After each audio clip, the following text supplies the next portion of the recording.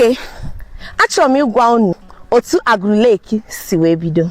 The history of Agulu Lake. Ọ bụ na ị ma na ịbụ onye Agulu, ọ na ịbụ onye Anambra State, ọ na ị nwere mmasị ịma ka history of Agulu Lake si wee bịa, ngwa bụrụ oche gị bịa nso.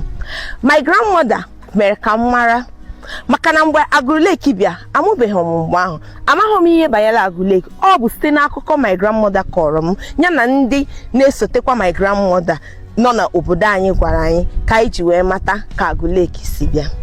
Agulu Lake bidoro na otu nwoke bịara na Agulu wee gwa ndị ochie ndị nna anyị fa wee sị ha na ha biko na ya bụ onye ọbịa mana ya nwere mmasị indizi na obodo a na-akpọ Agulu.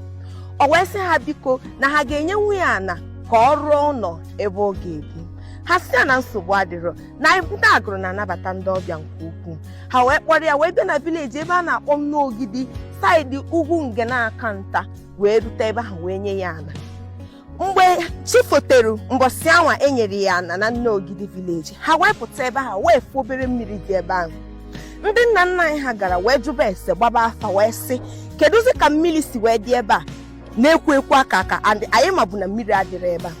Ebe ụzọ ebe onye ma onye ha gara aga jụọ ese ewee gwa ha sị ha na nwoke ahụ bịara sị ha nyetụ ya ana ka ọ wee rụọ ụlọ na ọ chọrọ ebe obibi bụ mmiri.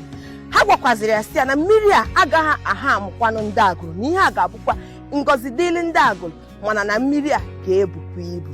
Ndị Nnọgidi wee sị ya in a polite manner, anyị nabatara gị, ọnwụ na anyị chụrụ gị achụ, anyị achụrụ gị achụ o, kata mana ebe anụ nwee nọ ọ gaghị aba anyị na gị.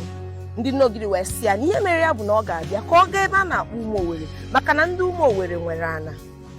Nwoke a wee gaa n'Ụmụ Owere wee gwa ndị Ụmụ Owere wee sị ha biko unu a ga-anabata m, abụ m onye ọbịa mana eji m ezigbo obi wee bịa.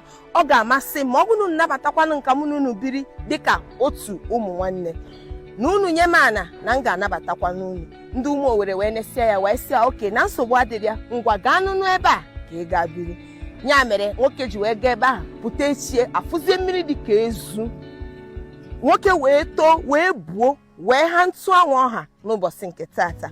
Ọ bụrụ na ị bụ onye Agulu ọ n'ime ebe ezu Agulu dị nke a na-akpọ Agulu Lake, gaa ebe ahụ ị ga-afụ na mmiri ahụ ada atata, ode ebuwanye ode epenata mpenata, otu ọra taa ka ọra echi ka ọra nwanne echi ka ọra wee rukwa n'isi njedebe. Ngwa ka ọ dịzie enu. Ọ bụrụ na ị bụ onye Agulu ka anyị fụnụ gị na comment section ka ọ dị.